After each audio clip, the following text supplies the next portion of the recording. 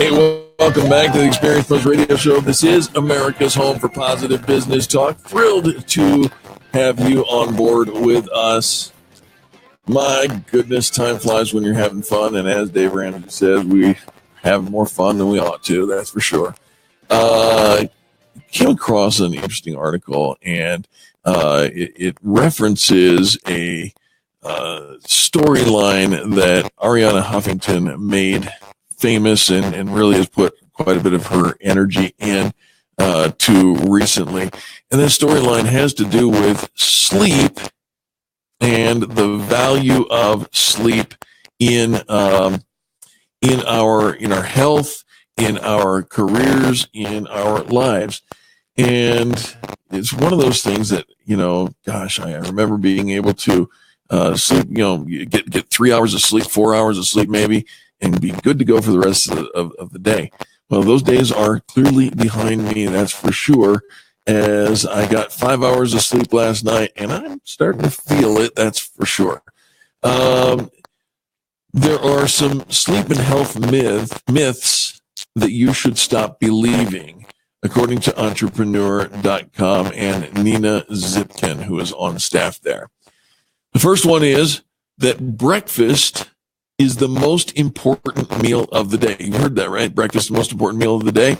Chalk that one up to persuasive marketing from companies such as Kellogg's and Quaker Oats, which had a vested financial interest in you chowing down on what we now think of as breakfast foods. The truth is, if you're not ready to eat something right when you wake up, and you're of a mind to be a mid-morning snack or early lunch kind of person, there's nothing wrong with that. The second thing is a lack of sleep won't affect your long-term health. That is very wrong.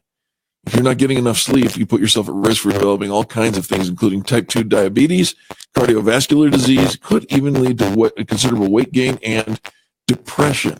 Please take this very seriously. Arianna Huffington passed out one day. She just literally dropped. And when she awoke in the hospital, she was diagnosed with a massive sleep deprivation. And as such, here's the reality. She came to the realization that her sleep patterns, her habits need at least 8 hours. She needs 8, maybe 9 hours of sleep. No matter what, they need to, people need to energize. They need to recycle during our sleep. Type 2 diabetes, cardiovascular disease, all these things go along with that. How about this? The older you sleep, the older you get, the less sleep you require. That is also not true. CDC generally recommends the same amount of sleep for people ages 18 to 60, 7 or more hours a night. As people get older, the change in recommendation is negligible. 7 to 9 people from ages 61 to 62, and 7 to 8 hours for 65 and older. Talking about sleep myths. You need to get 8 hours of sleep every night. Well, not necessarily. Not one size fits all. A person's sleep need is genetically predetermined, says Michael Decker. He is an associate professor of nursing at Case Western Reserve. Some people need a little bit more sleep. Some need a little bit less. You can't have an evening snack. This is something that I deal with on a regular basis. Too much food or eating too quickly can disrupt your sleep. That's true. But actually, a light snack that is a source of tryptophan can actually help you sleep. Look for something with carbs and protein, such as cereal and milk or some toast. My problem is that the things that I like to eat at night all involve some sort of acid, some sort of tomato-based spaghetti in the middle of the night. Great late night snack. Makes me ill every time. How about this? Insomnia just means that you can't fall asleep.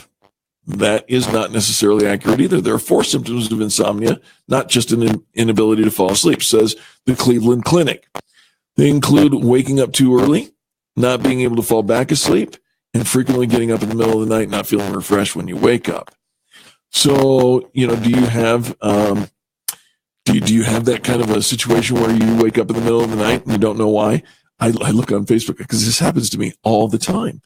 look on Facebook, and there are people saying, why am I up? Is anybody else up? Trying, I guess misery loves company.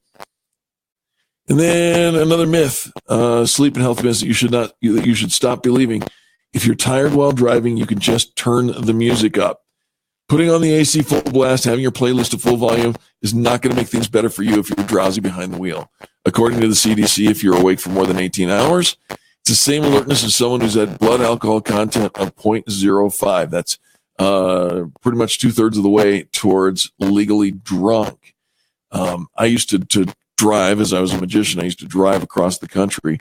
And here's the reality of the situation. If you are starting to nod, the first time you nod, pull over, folks. Pull over. Get out. Take a walk. Get some fresh air. One of the things that helped me when I was driving, long distances, 15, 18-hour drives, was sunflower seeds. And you put a whole handful of sunflower seeds in your mouth. You stick them in the pouch of your cheek, and one at a time, using nothing more than your tongue and your teeth. Each process requires cognitive thinking that keeps your mental alertness going. And then finally, a sleep and health myth that you should stop believing is that you can catch up on sleep. Unfortunately, you cannot catch up on sleep. According to the NIH, when people are sleep deprived, they are not able to regain lost sleep by sleeping more. With inadequate sleep, you accumulate a sleep debt that is impossible to repay as it becomes larger. How do you make sure you don't incur that sleep debt? Try and be as consistent as possible every night. Angel and I discovered this very clearly when we would get up at 3 a.m. to do the early morning radio show here on our local station. And I'll tell you something, 2016 will go down as the year that we both forgot because we were certainly sleep deprived. There it is. Get your rest, folks. Get your shut eye. If you, if you have problems with that, go see a professional. It is worth your time to go and do that. Check it out. Make sure that you're doing all right. And look, if you don't want breakfast at 7 a.m., that's okay. That's all right. Whatever you want is going to be ready for you whenever you're ready. Thanks for tuning in to this, the home of positive business talk. Angel will be back next week. We thank you for tuning in. Tomorrow, Fan Bragging Friday, the favorite day of the week because that's the day that we celebrate greatness. Get your phone set and ready. Call us tomorrow, 855-FAN-BRAG. We'll see you then. You're listening to the Experienced Pros Radio Show, America's home for positive business talk.